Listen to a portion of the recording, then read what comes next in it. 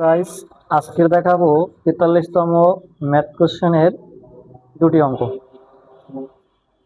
বাস্তব সংখ্যা 1/3x-5 less than 1/3 এই অসমতাটি সমাধান। এ জায়গায় বিষয়টা হয়েছে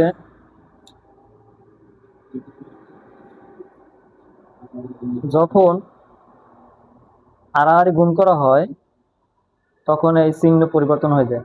কারণ 1 দিয়ে গুণ করলে এই যে 3x-5 1 দিয়ে গুণ করলে এটাই হবে, তখন এই চিহ্ন লেস দেনটা গ্রেটার দেন হয়ে যাবে, কারণ 3 অক্ষে 3।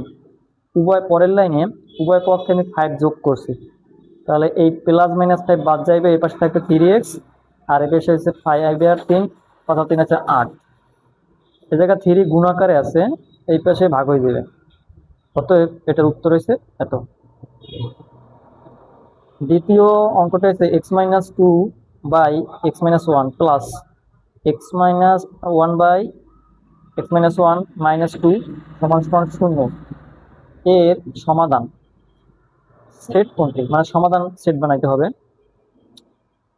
এখন এ জায়গায় বিষয়টা হয়েছে যে মাইনাস ছিল সমান সমান আর উত্তর হয়ে গেলে প্লাস হয়েছে, মানে যে সাইন থাকবে তার বিপরীত সাইন।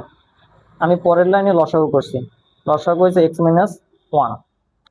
এখন x-1 এর ভিতর একবার যায়, 1 দিয়ে গুণ করলে x-2 + 1। এখন এই জায়গা -2 বড় সাইন আছে -2, তাহলে 1 বিয়োগ যাবে, বিয়োগ গেলে -1 থাকে আর নিচেও -1। তারপর আমি আড়াআড়ি গুণ করছি, 2x-1 = x-1। এখন এই 2 গুণ আকারে আছে, 2x - 2।